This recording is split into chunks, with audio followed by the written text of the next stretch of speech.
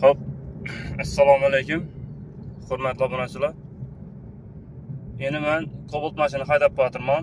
Уже zavod etdim. 2 marta zavod etgandan keyin mashin yonib turibdi. Birinchisida o'chib qoladi. Mashina sovigan holatida kilitni ursam, birinchisida mashina o'chadi, ikkinchi urganimda уже mashina yonadi. Shunga men elektrikdan olib borib ko'rdim buni. Elektriklar emas, elektrik olib borib ko'rdim. Hammasini ajragan emasman.